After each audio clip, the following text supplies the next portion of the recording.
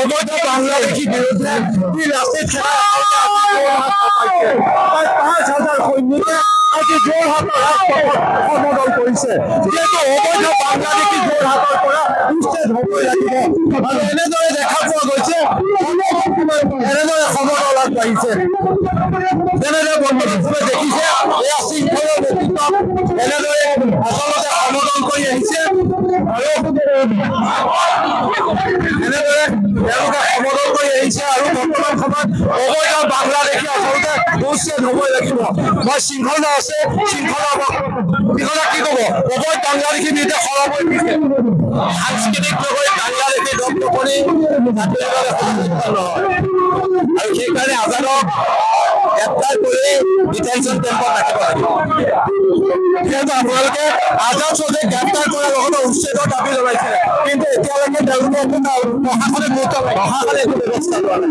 কি চোৰ বুলি প্ৰমাণ হৈ গৈছে তাৰপিছতে একো ব্যৱস্থা নিশ্চয়কৈ আচলতে এয়া শৃংখল চলিহাৰ নেতৃত্বত বৰ্তমান সময়ত বীৰ লাচিত সেনাৰ ৫,০০০ সৈনিকে এনেদৰে সমদল কৰিছে আৰু আমি আপোনালোকক এই প্ৰতিবেদন দেখুৱাবলৈ চেষ্টা কৰিছো। এই সতীৰ্থই দেখুৱাব যে ৫,০০০ সৈনিকে এনেদৰে সমদল কৰি আহিছে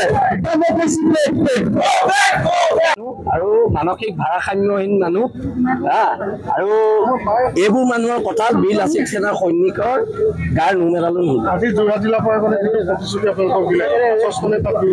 আশ্বস্ত আমি প্ৰশাসনৰ ওপৰত আশ্বস্ত আৰু আমাৰ মুখ্য সচিবে কৈছে যদি প্ৰশাসনে নোৱাৰে আমি ধৰিব হ'লে কিন্তু তাৰ অৱস্থা বেয়া কৰি দিম।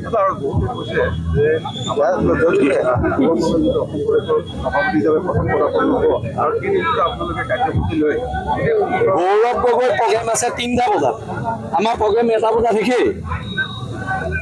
এইবিলাক এটা এটা নেৰেটিভ বনাইছে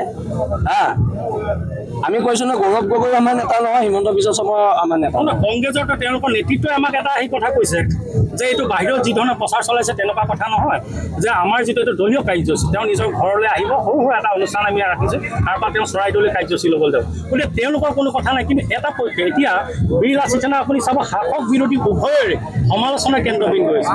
এই সময়ত জাতীয় সংগঠনবিলাকো সমালোচনাৰ বিষয় হৈছে কাৰণ বীৰ লাচিত সেনা আমি কৈছোঁ প্ৰকৃত পক্ষলৈ আমি জাতীয়তাবাদক আগবঢ়াই লৈ যাব লাগিব। এতিয়া জাতীয়তাবাদক যদি প্ৰকৃত পক্ষলৈ আগবঢ়াই লৈ যাওঁ তেতিয়াহ'লে আমাৰ নেতা আমাৰ নেতৃত্ব গৌৰৱ গগৈ দিব নে ৰাষ্ট্ৰীয়তাবাদৰ লিডাৰ নে আমাৰ হিমন্ত বিশ্ব শৰ্মাই দিব আপুনি কওক